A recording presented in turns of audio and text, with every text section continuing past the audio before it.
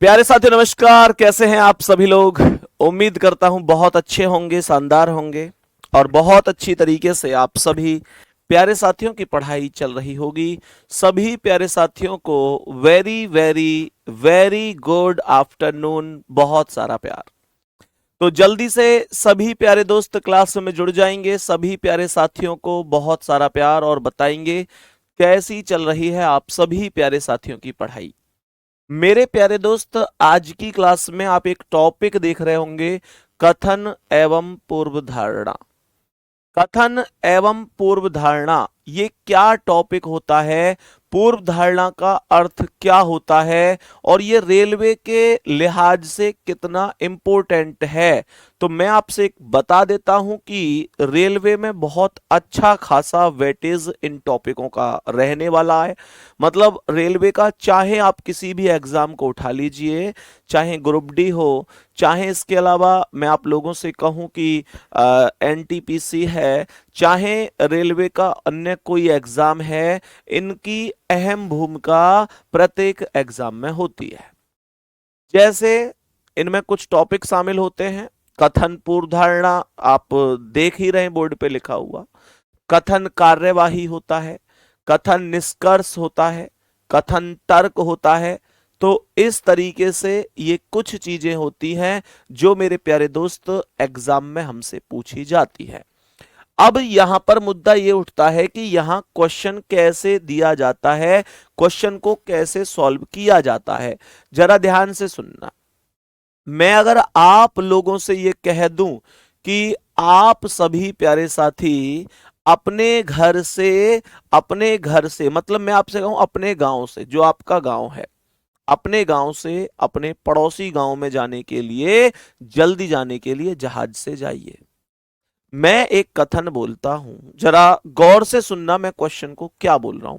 मैंने क्वेश्चन में बोला कि आप सभी अपने गांव से जल्दी जाने के लिए दूसरे गांव में, मतलब आप सभी अपने गांव से दूसरे बराबर पड़ोस वाले गांव में जल्दी जाने के लिए जहाज से चले जाइए। तो मेरे प्यारे दोस्त, जहाज से चले जाइए ये मैंने बोला। तो मैंने आप लोगों से क्या बोला मैं आपसे बोलूंगा कि पहला निष्कर्ष कि मेरे प्यारे दोस्त, आपके और गांव के बीच में, आपके और जो पड़ोसी गांव है उसके बीच में जहाज सेवा उपलब्ध है। क्या ये सही है या गलत है, ये कमेंट करके बताओ। तो मेरे प्यारे दोस्त, कुछ लोग क्या सोचेंगे कि भैया हमारे गांव के और पड़ोसी गांव के बीच में तो जहाज सेवा उपलब्ध है ही नहीं, तो फिर ये गलत होना चाहिए। लेकिन मेरे प्यारे वीर, ये ठीक होगा क्योंकि आपको सलाह दी गई है कि आप जल्दी जाने के लिए जहाज से चले जाइए। तो मेरे कहने का मतलब क्या है, अपना दिमाग लगाओगे तो निश्चित रूप से गलत है, लेकिन आप इसे गलत नहीं मानेंगे। क्यों गलत नहीं मानेंगे? क्योंकि मेरे प्यारे दोस्त, प्रश्न के अंदर यह सलाह दी गई है। प्रश्न के अंदर मानकर चलो तुम्हारे गांव का नाम ए है और पड़ोसी गांव का नाम बी है। मैं कहता हूं ए से बी जाने के लिए, जल्दी जाने के लिए जहाज से चले जाइए। तो आप ये नहीं कह सकते कि भैया जहाज सेवा उपलब्ध नहीं है। आपको जहाज सेवा उपलब्ध है ये मानना पड़ेगा, क्योंकि ये सलाह यही मानकर तो दी गई होगी कि जहाज सेवा उपलब्ध है। क्या ये चीज समझ में आ रही है? बताएंगे मेरे सभी प्यारे दोस्त, यहां तक बताएंगे। अब से कश्यप लिख रहे हैं, मैं तो ऑटो से जाता हूं गुरुजी, आप ठहरे पैसे वाले, आप जाते होंगे जहाज से। अरे मेरे दोस्त, मैं यहां ये नहीं बताने आया कि मैं जाता हूं कि नहीं जाता हूं।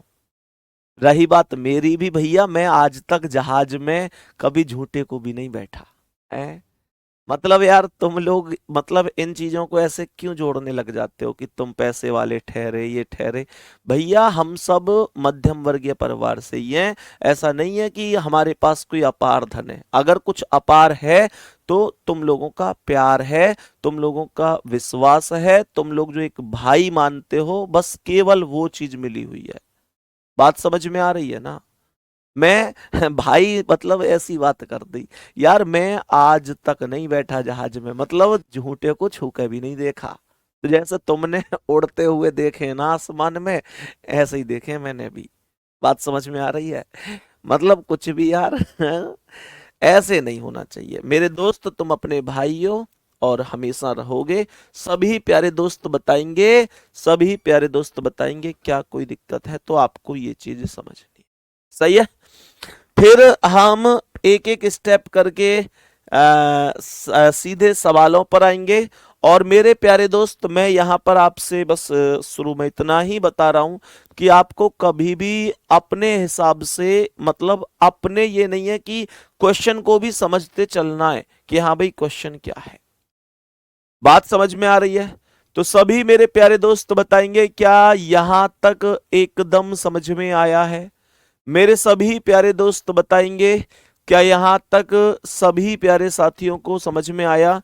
तो मैंने कहा जो क्वेश्चन में चीज बोली गई है उस चीज का पालन करना अनिवार्य होगा। और अब एक चीज और सुन लो, जब मैं ये क्वेश्चन आपको कराऊंगा तो इन क्वेश्चनों में कई बार ऐसे लगता है कि यार मेरे हिसाब से तो ये ठीक है, और सर बता रहे हैं कि ये ठीक है, मेरा दोस्त कह रहा है ये ठीक है, किसी और से पूछ रहा हूं वो कह रहा है ये ठीक है। तो भाई इनमें थोड़ी विवादास्पद स्थिति बन जाती है। तो ध्यान रखना, हमारे बीच में मेरे प्यारे दोस्त ऐसी स्थिति अगर बने तो आप ये ध्यान रखना कि मैं आपको जो इसका प्रत्युत्तर बता रहा हूं वो आयोग ने क्या माना है, किस आधार पर माना है, मैं उसी को ध्यान में रखते ही बताऊंगा। सही है? चलो, तो सभी मेरे प्यारे वीर बताएंगे कि इस प्रश्न का क्या आंसर है। बताएंगे कि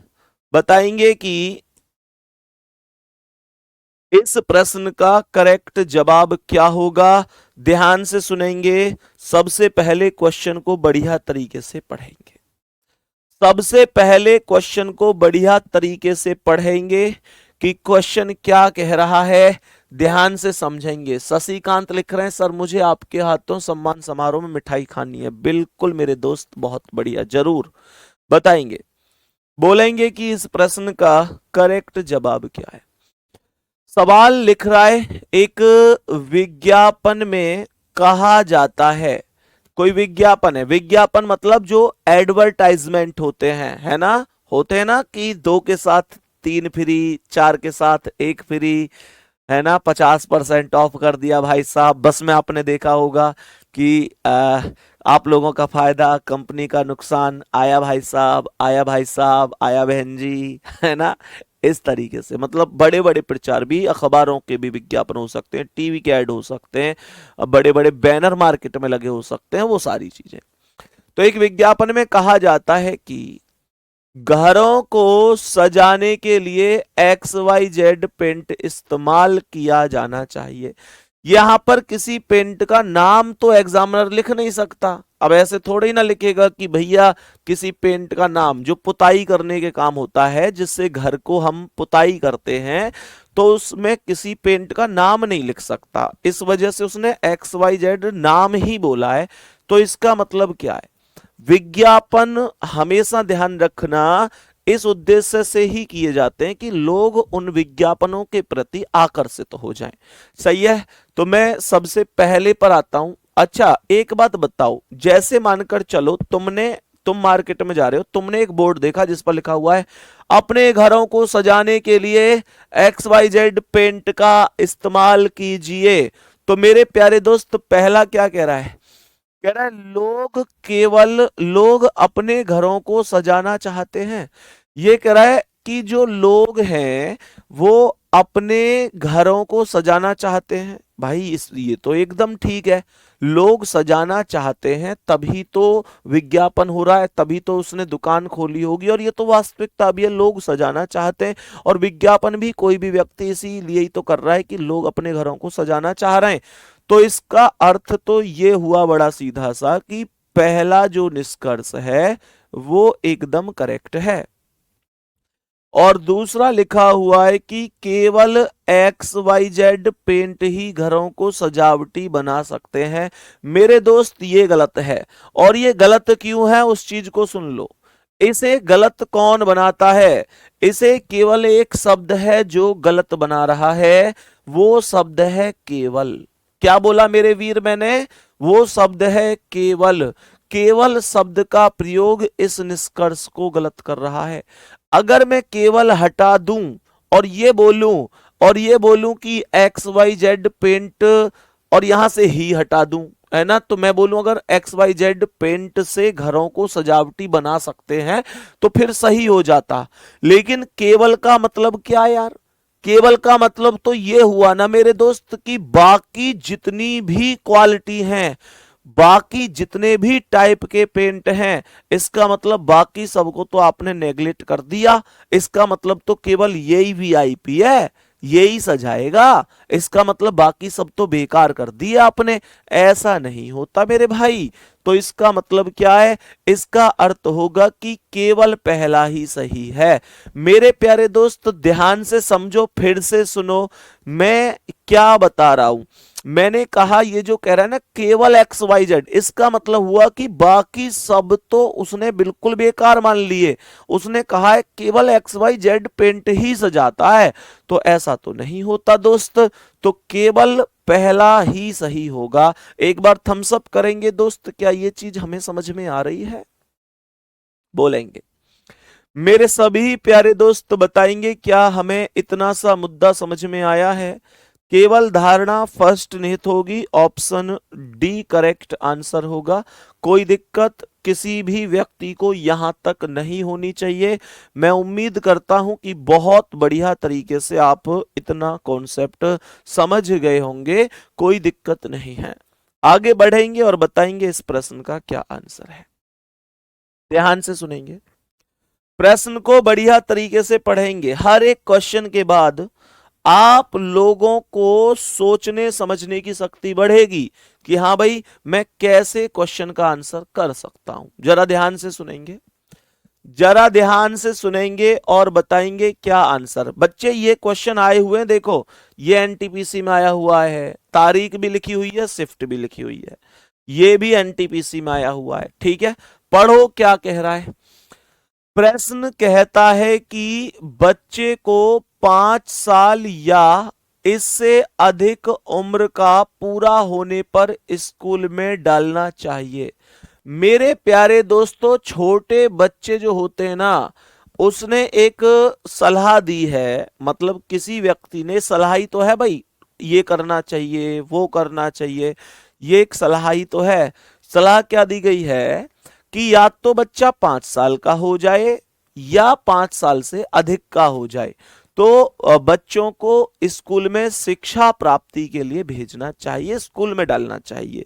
और मैं आपको बता दूं आजकल क्या हो रहा है, आजकल क्या हो रहा है, आप सभी प्यारे साथी को मैं एक चीज बताता हूं। देखो, हालांकि हम सब ग्रामीण क्षेत्र से हैं, हमारे यहाँ ऐसा बहुत ज्यादा नहीं होता है आमतौर पर, क्योंकि परिवार में कोई ना कोई रहता ही है बच्चे को खिलाने वाला, जो मतलब बच्चे को खिला सकता है, उसके साथ खेल सकता है, उसे की देखभाल कर सकता है। पर आपको एक बात से सहमत होना पड़ेगा। मैं अगर शहर की बात करूं, मैं अगर शहर की बात करूं तो शहर में क्या है, आपने देखा होगा आजकल प्ले स्कूल बन गए। ये प्ले स्कूल क्या है, इनकी जरूरत क्यों पड़ी है? एक्चुअल में शहर में करीब करीब 40 से 50% घर, लगभग 60 भी हो सकते हैं, मतलब ऐसे परिवार हैं जहां पर माता पिता और बच्चे बस यही होते हैं। माता मतलब मदर होती हैं, फादर होते हैं और बच्चा होता है छोटा सा, है ना। और उस परिवार में क्या होता है, जो बच्चे की माता हैं वो भी जॉब कर रही हैं, जो बच्चे के पिता हैं वो भी जॉब कर रहे हैं। ऐसा होता है कि नहीं? और बच्चा जैसे ही 2.5 साल का, 3 साल का, 3.5 साल का होता है, भैया बच्चे को प्ले स्कूल में भेज देते हैं। बच्चे को प्ले स्कूल में भेज देते हैं कि भाई क्यों, मजबूरी है कि उसका ध्यान कौन रखेगा। तो ये वास्तविकता है कि जो गांव और शहर की इतनी तुलना तो कहीं ना कहीं अगर मैं करूं तो मेरे प्यारे दोस्त ये समझ में आता है कि गांव में परिवार बड़ा होता है। सहमत हो इस बात से? और देखो शहर में परिवार उतना बड़ा नहीं होता, छोटा परिवार होता है। तो इस वजह से प्ले स्कूल में, जबकि ये मेरा भी मानना है कि बच्चे को एक समय के अनुसार ही स्कूल में भेजना चाहिए। 2.5 साल का बच्चा, 3 साल का बच्चा उतना ज्यादा नहीं समझ पाता है। पर खैर ये चीजें हैं, मन में थी तो मैंने आपको बता दी, यही होता है। आपके हिसाब से सही है गलत है, आप इस पर अपनी राय जरूर देना कि 2.5 साल के बच्चे को स्कूल में डाल देना कहां तक सही है। हालांकि ये मजबूरी ही है कि माता पिता दोनों नौकरी कर रहे हैं, तो बच्चे की देखभाल घर कौन करे, ये उनकी मजबूरी है। लेकिन ये समझ से परे है कि 2.5 साल का बच्चा स्कूल में, ये समझ से परे है। तो यहां पर पहला लिखा हुआ है कि स्कूल 6 साल की उम्र के बाद बच्चों को प्रवेश नहीं देते हैं। भाई ये तो गलत है, ये तो गलत है। ऐसा तो नहीं है, ऐसा तो नहीं है कि स्कूल प्रवेश नहीं देते हैं, ऐसा तो नहीं है कि स्कूल एडमिशन नहीं देते हैं 6 साल पर, ऐसा नहीं है। दूसरा कह रहा है कि तो पहला वाला तो हो गया गलत। दूसरा है कि 5 वर्ष से कम उम्र के बच्चे को विकास और सीखने की क्षमता का उचित स्तर प्राप्त नहीं होता। ये एकदम सही है, मेरे हिसाब से कहूं तो एकदम सही है। मेरे हिसाब से कहूं तो एकदम सही है। बात समझ में आ रही है? बात समझ में आ रही है? मेरे हिसाब से कहूं तो ये एकदम सही है। निशा लिख रहे हैं सर बच्चे तंग बहुत ज्यादा करते हैं, परेशान करते हैं, इसलिए स्कूल भेजते हैं। अरे यार निशा एक बात बताओ, छोटी बहन गुड़िया, मैं आपसे पूछना चाह रहा हूं कि बच्चे अगर परेशान नहीं करेंगे, बच्चे अगर शरारत नहीं करेंगे तो क्या मतलब हम लोग शरारत करेंगे? यार ये तो कोई कारण थोड़ा ही हुआ कि बच्चे परेशान कर रहे हैं, शरारत कर रहे हैं तो उनको स्कूल भेज दो। ये तो गलत चीज है। मुझे ये बताओ, अगर बच्चा है तो बच्चा नटखट होगा ही ना, शरारत करेगा ही, और बच्चा तो शरारत करता हुआ ही अच्छा लगता है। तुमने को कभी लगेगा कि बच्चा ऐसे गुमसुम सा बैठा हुआ है? सच सच बताना, परिवार में बच्चा गुमसुम सा बैठा हुआ है, किसी से नहीं बोल रहा, चुप बैठा हुआ है, वह खाना दे दिया तो बस खा लिया, नहीं तो ना बोल रहा ना हंस रहा, चुप बैठा है, वो ठीक लगेगा? नहीं। बच्चा बच्चा वास्तव में बच्चा वास्तव में खेलता कूदता शरारत करता ही अच्छा लगता है? ये थोड़ी ना होता है शरारत कर रहा है तो ये बहुत तगड़ा कारण बता दिया भाई तुमने। है? तुम जब छोटे से थे तुम नहीं करते थे शरारत? तुम भी तो करते थे। चलो प्रश्न पर आएंगे। तो यहां पर इसका अर्थ होगा कि जो सेकंड है वो राइट है, तो आंसर होगा कि केवल सेकंड जो है वो निहित है, यही कहने का तात्पर्य रहा होगा। सही है मेरे प्यारे दोस्त, आगे बढ़ेंगे, आगे बढ़ेंगे और बताएंगे कि इस प्रश्न का क्या आंसर है। जरा क्वेश्चन को ध्यान से समझेंगे, क्वेश्चन को ध्यान से समझेंगे और बताएंगे इस प्रश्न का क्या जवाब हो सकता है ना? बहुत अच्छी तरीके से समझना, बहुत ही अच्छी तरीके से समझना और बताना क्या आंसर हो सकता है इस बेहतरीन से क्वेश्चन का। सभी प्यारे दोस्त बताएंगे।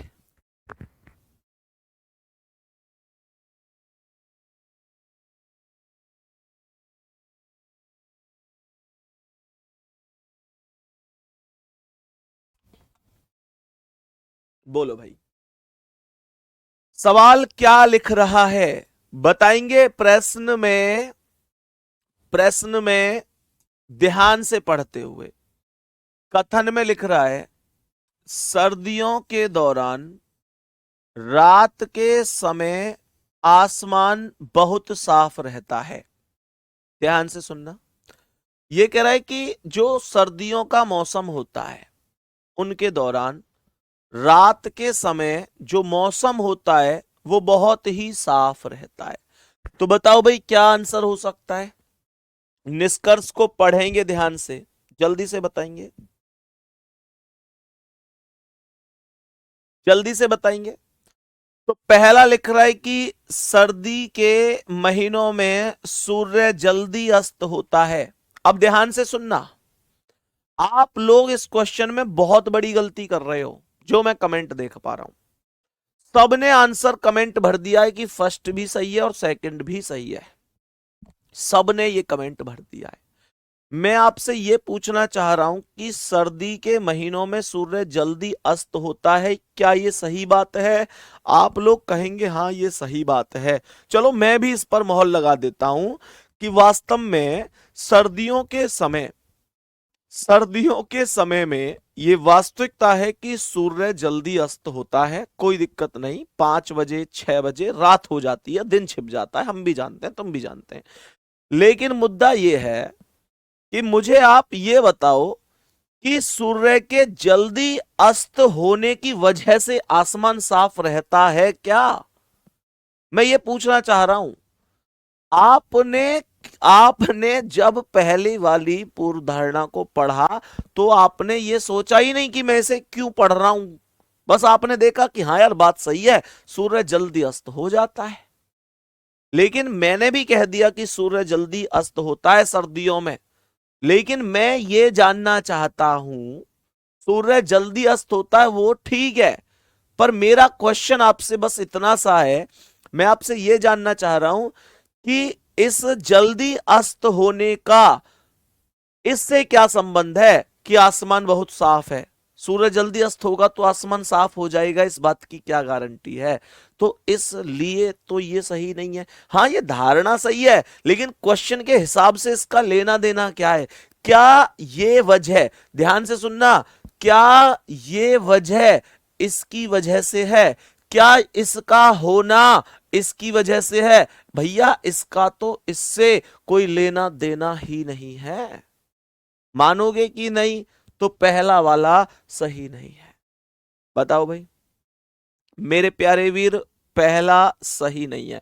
मैं फिर से कह रहा हूं, ये बात तो सही है कि सूर्य जल्दी अस्त होता है सर्दियों में, लेकिन इसका उससे कोई लेना देना नहीं है। ठीक है, आगे बढ़ो।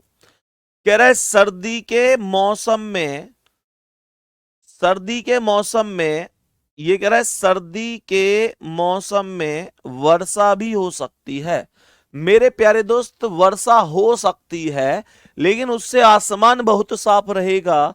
इस बात का तो मुझे बताओ, क्या इसका कथन से कोई लेना देना है?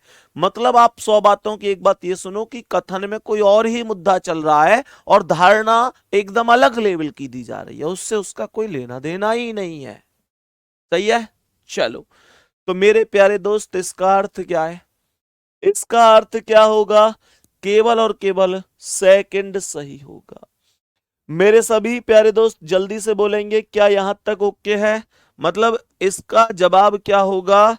इसका जवाब ना तो फर्स्ट ना सेकंड, सी ऑप्शन करेक्ट होगा। कथन में जो चीज बोली गई है निष्कर्ष से उसका कोई लेना देना ही नहीं है। जिसने सी पर लगाया होगा वो एकदम सही हो गया होगा। चलो आगे बढ़ते हैं। अब बताएंगे कि इस प्रश्न का क्या आंसर है। ध्यान से समझेंगे मेरे सभी प्यारे दोस्त, बहुत ही ध्यान से समझेंगे। क्या होना चाहिए इस प्रश्न का आंसर? कथन क्या है? कथन कह रहा है कि भारतीय लोग अच्छी नौकरियां पाने के लिए विदेश जाते हैं। ओ भाई साहब, ये कह रहा है जो भारतीय लोग हैं वो अच्छी नौकरियां पाने के लिए विदेश जाते हैं। ध्यान से सुनना, ध्यान से सुनना, इसमें कोई शक है नहीं। भारतीय लोग जाते हैं विदेश, ध्यान से सुनेंगे, ध्यान से। Live update news Bihar, sir आप गलत बता रहे हैं। इस प्रकार पहले आप 2 नंबर को देखिए फिर 3 को समझिए। मेरे दोस्त समझे नहीं आप, मेरे भाई आप समझे नहीं। मैंने आपसे क्या कहा? मैंने आपसे ये कहा कि ये दोनों के दोनों जो धारणाएं हैं ये अपनी जगह ठीक है। ना तो मैं ये कह रहा कि सूर्य जल्दी अस्त नहीं होता, ये मैं भी एक्सेप्ट कर रहा हूं कि सूर्य जल्दी अस्त हो जाता है। और ना मैं ये कह रहा कि सर्दी के मौसम में बारिश नहीं होती, मैं ये भी मान रहा हूं कि सर्दी के मौसम में बारिश हो जाती है, बारिश कभी भी हो सकती है। लेकिन इन दोनों का, रात का मौसम आसमान बहुत साफ हो, इस चीज से कोई लेना देना नहीं है। मैंने इस वजह से गलत किए क्योंकि इनका रिलेशन मुझे कथन से भी तो बनाना है। कथन कुछ और ही बात कह रहा है लेकिन निष्कर्ष उसका कारण अपनी जगह ठीक है पर उससे इंक्लूड नहीं कर पा रहा है, इस वजह से गलत है मेरे भाई। ठीक है, अब बताओ इस प्रश्न का क्या आंसर है। पहला लिख रहा है कि विदेश में भारतीयों को अच्छी नौकरियां मिल सकती हैं। मेरे प्यारे दोस्त, बहुत सारे भारतीय विदेश में नौकरी कर रहे हैं, इसमें कोई दिक्कत नहीं है, इसमें कोई दिक्कत नहीं है। विदेश में नौकरी कर रहे हैं और अगर यहां पर यह लिखता कि विदेश में भारतीयों को निश्चित रूप से अच्छी नौकरी मिल जाएगी तो गलत था, लेकिन उसने कहा नौकरियां मिल सकती हैं, तो इसका मतलब अगर 10 भारतीय गए तो 10 के 10 को मिले, ये तो गलत है, लेकिन 1 2 4 तो ये एक संभावना है जो हो सकता है में आ रही है, तो इसका अर्थ होगा पहला एकदम करेक्ट है। जो लोग पहले को गलत कर रहे हैं मैं उनसे ये पूछना चाहता हूं, क्या विदेश में भारतीय लोग नौकरी नहीं कर रहे? मैं उन साथियों से ये पूछना चाहता हूं, क्या विदेश में भारतीय लोग नौकरी नहीं कर रहे हैं ना? मैं फिर से बता रहा हूं, मैं आपको क्वेश्चन का आंसर केवल उस तर्ज पर बता रहा हूं जिसमें आयोग ने इसको आंसर माना है। ये क्वेश्चन पूछे गए क्वेश्चन है दोस्तों, ध्यान से सुनना, ये क्वेश्चन पूछे गए क्वेश्चन है। ये क्वेश्चन जब पूछा गया था तो इसकी आंसर की में क्या आंसर आया और भर्ती बोर्ड ने क्या उसका कारण माना, मैं वही आपके सामने यहां पर मेरे प्यारे दोस्त डिस्कस कर रहा हूं। अब बहुत सारे साथी हो सकता है कि उनको लगे कि नहीं मैं तो इस हिसाब से सोचूंगा, तो मेरी ओर से वो सभी स्वतंत्र हैं, आप अपने हिसाब से सोच सकते हैं, लेकिन मैं आपको जो आंसर बता रहा हूं वो भर्ती बोर्ड ने क्या माना, किस आधार पर बच्चों को नंबर दिए और किसका गलत मान लिया, किस आधार पर उसने कौन सा उत्तर सही माना, क्या तर्क दिया, वही मैं आपके सामने डिस्कस कर रहा हूं। इसकी कोई ट्रिक नहीं होती है तो इसकी ट्रिक वगैरह नहीं होती है, ये ध्यान रखेंगे। अब क्या कह रहा है, विदेश में भारतीयों को अच्छी नौकरियां मिल सकती हैं। हाँ जी मिल सकती हैं, इसमें कोई दिक्कत नहीं है। कह रहा है भारत में अच्छी नौकरी के अवसरों का अभाव है। मेरे प्यारे दोस्त, आयोग ने जो मैं अभी बोल रहा हूं ना ये वाला कि भाई अच्छी नौकरियों का अभाव है, तो अगर मैं आयोग की बात करूं तो आयोग ने इसे भी ठीक माना हुआ है। आप अपने स्तर से मत सोचा करो, अपने स्तर से। अभी आपको लगेगा कि यार भारत में नौकरियों की कमी है क्या, जो लोग विदेश जा रहे हैं, आपको लगेगा, लेकिन मुझे यह बताओ कि जो मेरी मेंटेलिटी है वो मेरी ही है ना, हो सकता है किसी दूसरे को बहुत अच्छा लगता हो। आप बात को ऐसे समझो, लोगों को विदेश जाने की जरूरत क्यों पड़ी, लोग क्यों जा रहे हैं विदेश? अब फिर वही मुद्दा आता है कि भैया बिना वजह जा रहे हैं। भाई पहली बात तो यह है कि अगर वो बिना वजह जा रहे हैं तो उनके हिसाब से तो वहां कोई ना कोई वजह है जो जा रहे हैं। अब आप ये जिद करके बैठ जाओ कि अरे यार ऐसे कैसे जा रहे हैं, हमारे देश में कमी है क्या नौकरी की, तो मेरे प्यारे दोस्त कहना नहीं चाहिए, ये आपको भी पता है, ये आपको भी पता है। दूसरी बात, लोगों का अपना अपना स्वतंत्रता का माहौल है इस चीज के लिए, कोई यहां नौकरी करना चाहता है, कोई विदेश करना चाहता है। मेरे प्यारे दोस्त इस हिसाब से अगर मैं देखूं तो दूसरा भी आयोग के द्वारा सत्य है कि अच्छी नौकरी के अवसरों का अभाव है, और यही अच्छी नौकरी के अवसरों का अभाव ही इस चीज को कहीं ना कहीं यहां पर दर्शाता है कि आपने देखा होगा कि बहुत सारे बच्चे जो बीटेक एमटेक करे हुए हैं लेकिन आज भी बेरोजगार घूम रहे हैं। दिल्ली पुलिस में अभी एक वैकेंसी आई थी, मुझे लगता है कि 4th क्लास की नौकरी थी वो, मतलब एक पियोन लेवल की थी, चपरासी लेवल की, और वहां पर जब फॉर्म भरे गए तो वहां फॉर्म भरने वालों की संख्या में भैया जिन लोगों ने जिन लोगों ने बीटेक कर रखी है वो लोग फॉर्म भर रहे हैं। और काम क्या था वहां कि भैया बस डाक पहुंचानी है, साइकिल से जाना है, एक जगह से दूसरी जगह डाक पहुंचानी है। अब यार तुम मुझे एक बात बता दो, तुम मुझे एक बात बता दो, क्या क्या माता पिता ने बीटेक इसीलिए करवाई होगी कि एक दिन उनका बच्चा साइकिल से डाक बांटता हुआ घूमेगा? इसलिए ध्यान रखना, एग्जामिनर ने दोनों को सही माना है। भारत में अच्छी नौकरी के अवसरों का अभाव है, एग्जामिनर के हिसाब से निश्चित रूप से मानना पड़ेगा। इसीलिए अच्छी नौकरी के लिए लोग विदेश जा रहे हैं। ये मैं नहीं कह रहा, मैं तो यही कह रहा हूं, मैं तो फिर भी यही कह रहा हूं कि जितना हो सके अपने देश में रहो, अपनी भारत माता से बढ़िया कुछ नहीं। क्योंकि कई बार वहां जाने के बाद भी जाता आदमी किसी उम्मीद से और वहां पे बिल्कुल बेकार हो जाता है। मैं कभी पक्ष में नहीं हूं। तो मुझसे पूछो कि क्या आप पक्ष में हैं कि कोई व्यक्ति वहां जाए, तो मैं कहूंगा मैं बिल्कुल पक्ष में नहीं हूं। मैं तो बस एक ही बात कहूंगा, कम कमा लो पर अपने देश में रह के कमा लो।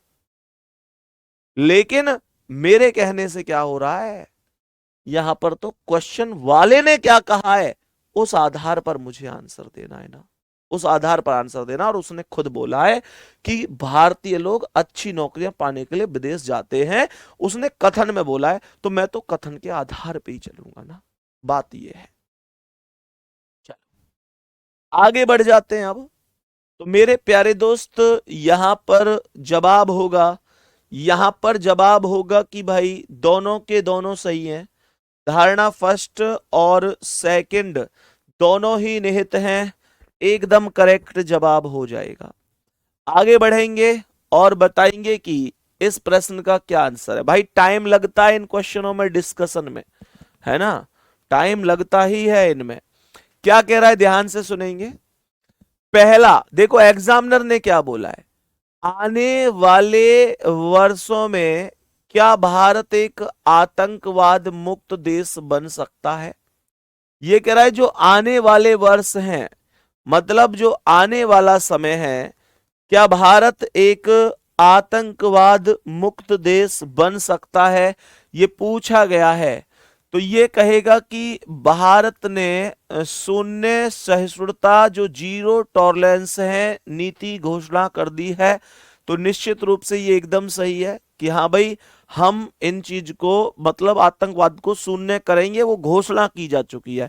घोषणा होने के बाद ही ये होता है कि भाई अब जो ये अनाउंसमेंट हुआ है, तो ये देखना पड़ेगा कि क्या ऐसा हो पाएगा। जैसे आपने 1 जनवरी 2025 को एक कसम खा ली कि मैं 2025 में अपने अपने कलंक को मिटा दूंगा, जो बेरोजगारी का कलंक है, और सरकारी नौकरी ले लूंगा। तो पड़ोसी क्या बोल रहे होंगे कि भैया देखते हैं क्या ये इस आने वाले कुछ महीनों में सरकारी नौकरी ले लेता है। तो इसका मतलब पड़ोसियों ने ये बात क्यों बोली कि ये सरकारी नौकरी ले लेता है, क्योंकि आप अनाउंसमेंट कर चुके हैं। आप अनाउंसमेंट नहीं करते तो किसी को कोई फर्क भी नहीं पड़ता, क्योंकि सबको पता है कि आप की जॉब अभी तक नहीं लगी है। मतलब देखो, कुल मिलाकर ये जब कोई व्यक्ति अनाउंसमेंट कर देता है ना, तो उसमें कहीं ना कहीं लोगों का जो दिलचस्पी है वो बढ़ जाती है। बात समझ में आ रही है ना। और नहीं तो कोई जिक्र नहीं है तो फिर नहीं है, फिर तो वही वाली बात होती है कि कोई जिक्र नहीं है तो किसी को फिक्र भी नहीं है, और जिक्र है तो फिक्र भी होगी। यहां भाई होगा कि नहीं होगा। अब आगे बढ़ते हैं। दूसरा कह रहा है कि भारत के सुरक्षा संस्थान सभी क्षेत्रों में कड़ी मेहनत कर रहे हैं। कह रहा है कि जो भारत के सुरक्षा संस्थान है, जो भारत के सुरक्षा संस्थान हैं, वो सभी क्षेत्रों में कड़ी मेहनत कर रहे हैं। तो मेरे प्यारे दोस्त, यहां पर ध्यान से सुनना, यहां पर ध्यान से सुनना। अगर अब जैसे मैं इस क्वेश्चन की बात करूं कि भाई भारत के जो सुरक्षा संस्थान है वो सभी क्षेत्रों में कड़ी मेहनत कर रहे हैं, तो क्वेश्चन में तो वैसे इस चीज की कोई जानकारी दी नहीं है कि भाई ये कड़ी मेहनत कर रहे हैं या नहीं कर रहे हैं। ऐसी कोई भी जानकारी नहीं दी गई है भैया। कहना, अब एक बात बताओ, आपने कह दिया कि मैं सिलेक्शन लूंगा, आपने कह दिया, लेकिन अपवाद सुनना इस सवाल का। आपने कह दिया कि मैं सिलेक्शन लूंगा, मैं सिलेक्शन लूंगा, लेकिन आप पढ़ नहीं रहे, तो सिलेक्शन कैसे होगा? नहीं होगा ना। लेकिन यहां पर अपवाद सुनो, इस हिसाब से तो इसे गलत कर देंगे, लेकिन अपवाद यह है कि जब भी किसी देश की सुरक्षा की बात हो, लोगों के सम्मान की बात हो, किसी राष्ट्र की एकता की बात हो, उसके स्वाभिमान की बात हो, उसकी सुरक्षा की बात हो, तो उस स्थिति में वो मुद्दा अकॉर्डिंग टू क्वेश्चन जो वहां पर वैल्यू बोली गई है उसकी चीजों को पॉजिटिव करता है। ध्यान से सुनेंगे, उसकी चीजों को पॉजिटिव करता है और इस हिसाब से दूसरा निष्कर्ष करेक्ट माना जाएगा। तो जवाब होगा धारणा फर्स्ट और सेकंड दोनों ही अंतर्निहित हैं। फर्स्ट और सेकंड दोनों धारणा निहित होंगी। ध्यान से सुनेंगे, पहला ऑप्शन करेक्ट आंसर हो जाएगा। आगे बढ़ते हैं और बताएंगे इस प्रश्न का क्या आंसर है। सभी प्यारे दोस्त बताएंगे कि इस प्रश्न का करेक्ट आंसर क्या है। जरा ध्यान से सुनो भाई, क्या आंसर हो सकता है? ध्यान से सुनो, क्या आंसर हो सकता है। पहले क्वेश्चन को पढ़ लो, क्या कह रहा है। ये कथन में कह रहा है कि सड़क पर गलत साइड में वाहन चलाने से दुर्घटनाएं होती हैं। सड़क पर आप वाहन चलाते हैं तो इसने यही कहा है कि गलत साइड पर अगर वाहन चलाए जाएंगे तो सड़क पर दुर्घटनाओं की संख्या बढ़ जाएगी। अगर वाहन चलाए जाएंगे तो सड़क पर दुर्घटनाओं की संख्या बढ़ जाएगी। अब पहली धारणा क्या है? धीमी गति से वाहन चलाने से दुर्घटनाओं से बचा जा सकेगा, मतलब चलाओगे उल्टी पे ही है। ध्यान से सुनना मेरे सभी प्यारे दोस्त, ध्यान से सुनना। पहले को अगर मैं वैसे देखूं तो धीमी गति से, आप कहेंगे भैया देखो जो लोग दोनों सही कर रहे हैं, मैं फिर से कह रहा हूं तुम बिल्कुल भी ध्यान नहीं दे रहे हो भाई। सवाल क्या है, बिल्कुल ध्यान नहीं दे रहे हो। जो लोग पहले वाले को सही कर रहे हैं, अरे पहले वाले में कह रहा है, पहले कथन को तो पढ़ लो।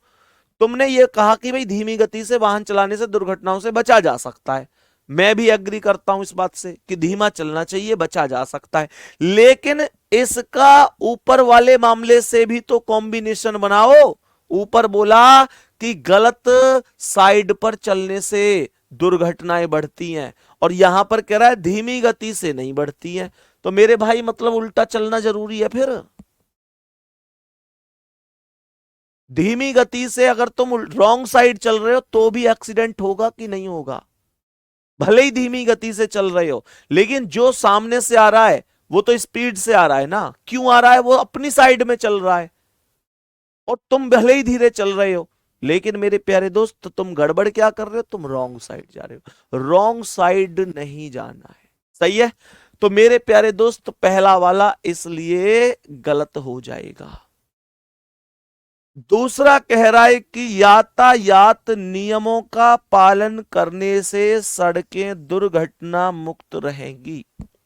ये एकदम सही है कि जो अगर यातायात के नियमों का पालन करेंगे तो दुर्घटनाएं मुक्त रहेंगी, सड़कें दुर्घटनाएं नहीं होंगी। मतलब यातायात का अब कुछ लोग इस पर भी मुद्दा बना सकते हैं कि इसका मतलब तो यातायात नियम का पालन होगा तो दुर्घटना होगी ही नहीं। भैया यातायात के नियम के अकॉर्डिंग भी तो हो सकती है दुर्घटना।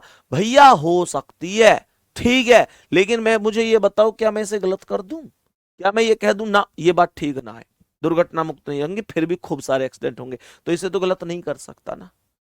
इसलिए केवल और केवल सेकंड वाला जो धारणा है वो ठीक है। मैं आपको फिर से बता रहा हूं, क्वेश्चनों को जितने ज्यादा क्वेश्चन आप करते चले जाएंगे निश्चित रूप से आप चीजों को समझते हुए चले जाएंगे, कोई दिक्कत नहीं है। थोड़ा सा माइंड लगाया करो। अभी आप लोग एक गलती कर रहे हो, और वो गलती क्या कर रहे हो, आप लोग अभी बस एक जिद में हो कि क्वेश्चन आया बस तुरंत आंसर दूंगा, मैं जल्दी करूंगा। भाई जल्दी है ही नहीं कोई, क्वेश्चन का आंसर देने की जल्दी आपको करनी ही नहीं है। आपका काम है आराम से क्वेश्चन पढ़ो, थोड़ा सा दिमाग लगाओ कि हाँ भाई मैं कर सकता हूं कि नहीं कर सकता हूं। कर सकते हो तो बहुत बढ़िया, नहीं कर सकते हो तो सुन लो मैं क्या बता रहा हूं। समझ रहे हो, कोई जल्दबाजी नहीं होनी चाहिए। तो जवाब होगा कि केवल और केवल सेकंड सही है, और ये लिखा हुआ है पहले ही ऑप्शन पर, तो ए ऑप्शन करेक्ट आंसर होगा। बताएंगे कि इस प्रश्न का क्या आंसर है। सभी प्यारे दोस्त बताएंगे भाई, जल्दी से बताएंगे इस प्रश्न का करेक्ट जवाब क्या हो जाएगा। सभी प्यारे दोस्त जल्दी से बता दो इस प्रश्न का करेक्ट जवाब क्या हो सकता है। प्रश्न को ध्यान से पढ़ लो कि क्या कह रहा है ये क्वेश्चन। यहां पर लिखा हुआ है कि प्रीति इंजीनियरिंग पढ़ना चाहती है। कोई प्रीति नाम की लड़की है, वो इंजीनियरिंग पढ़ना चाहती है। सही है, वो इंजीनियरिंग। सर ये टॉपिक बहुत बेकार है, मेरा बार बार क्वेश्चन गलत हो जाता है ये। तो भैया टॉपिक बेकार है, बढ़िया है, इसका एग्जामिनर तुमसे नहीं पूछेगा। ये नहीं है कि बेकार है तो मैं इसे नहीं पढ़ूंगा।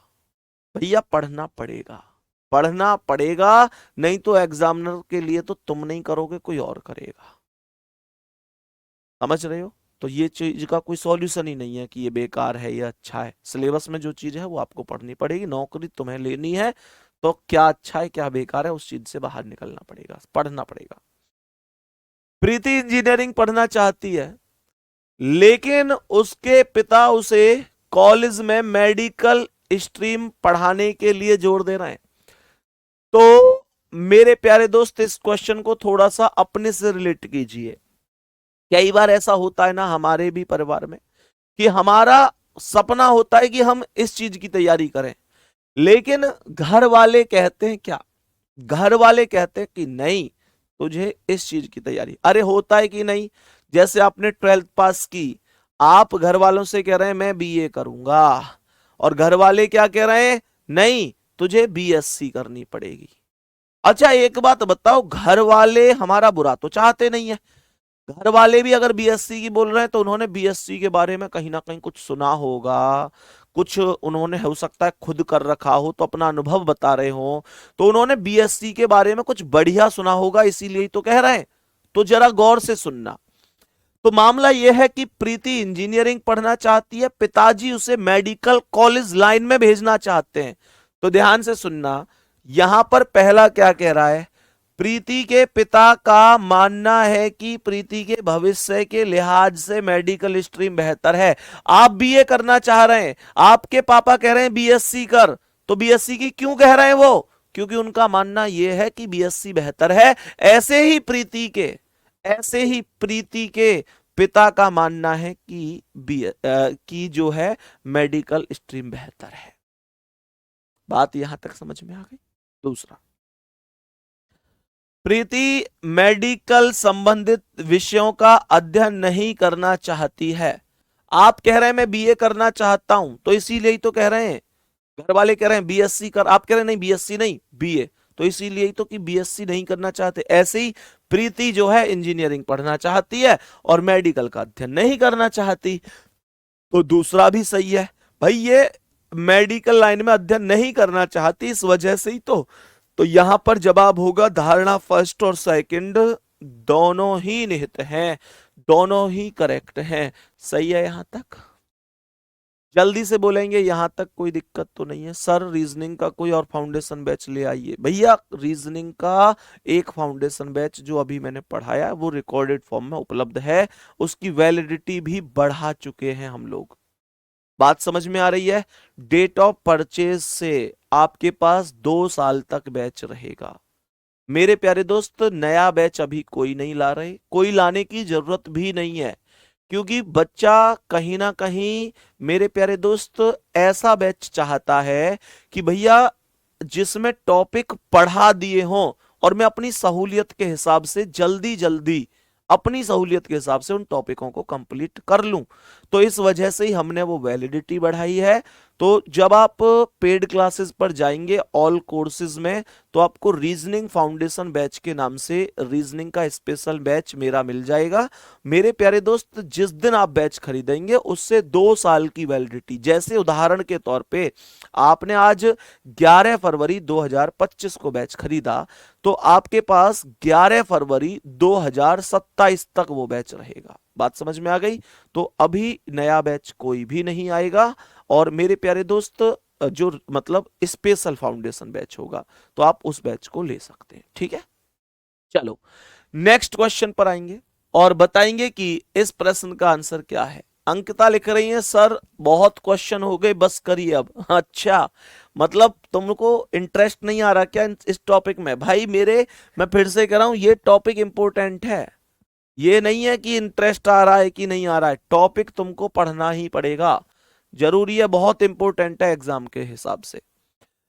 कह रहा है एक पार्क में लगे सूचना पट्ट पर लिखा है, एक पार्क में कोई बोर्ड लगा हुआ, उस पर लिखा है कृपया कूड़ेदान का उपयोग करें, कूड़ा ना फैलाएं और अपने समुदाय को साफ रखने में मदद करें।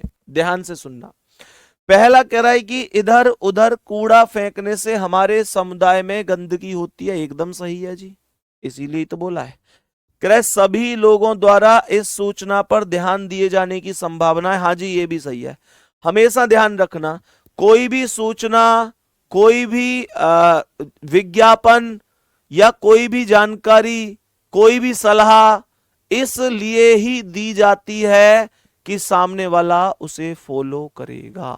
बात समझ में आ रही है?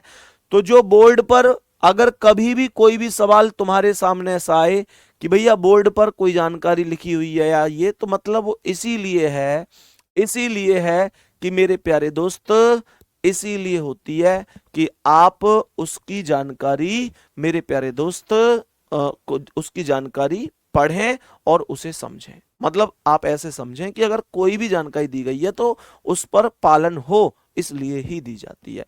तो जवाब हो जाएगा, दोनों के दोनों सही हैं, पहला और दूसरा दोनों सही हैं। बताएंगे इस प्रश्न का आंसर क्या है? सभी प्यारे दोस्त बताएंगे क्या आंसर होगा इस प्रश्न का? जल्दी बोलो भाई, जल्दी से बोलेंगे इस प्रश्न का करेक्ट आंसर क्या हो जाएगा। कह रहा है किसानों को उनकी उपज के मूल्य के साथ उत्पादन लागत का 10% अधिक दिया जाना चाहिए। पहला कह रहा है ऐसे किसान हैं जिन्हें मौद्रिक सहायता की आवश्यकता है, तो इस वजह से ही तो शायद ये कह रहा है कि भाई उन्हें मौद्रिक की मतलब मौद्रिक सहायता, जो मतलब पैसे की सहायता की आवश्यकता है, तो ये सही है। इसी वजह से 10% अतिरिक्त दिए जाने की बात बोली गई है, सही है। दूसरा कह रहा है कि किसानों को उत्पादन लागत के अतिरिक्त धन की आवश्यकता नहीं है। भैया किसे नहीं है? धन की आवश्यकता सबको है, किसानों को क्यों नहीं होगी? इतनी मेहनत करता है वो व्यक्ति, सर्दी गर्मी सब, धूप, मतलब हर तरीके की स्थिति परिस्थिति में वो व्यक्ति मेहनत करता है। तो भैया ऐसा नहीं है, उसका भी परिवार है, उसके परिवार में भी उसे बहुत सारी चिंताएं हैं, बहुत सारे काम अधूरे हैं, तो उसे भी जरूरत होगी, ऐसा नहीं है। अन्नदाता हैं वो हमारे, और भैया हमारे क्या, हम सब किसान के ही तो बच्चे हैं। ठीक है, तो मेरे प्यारे दोस्त, निश्चित रूप से मैं कहूंगा कि ये वास्तविकता है कि ये जो किसान अर्थात हम सब लोग होते हैं, यही वास्तविकता होती है कि हमारी मेहनत का भी हमें कई बार नहीं मिल पाता, ये बात आप भी जानते हैं।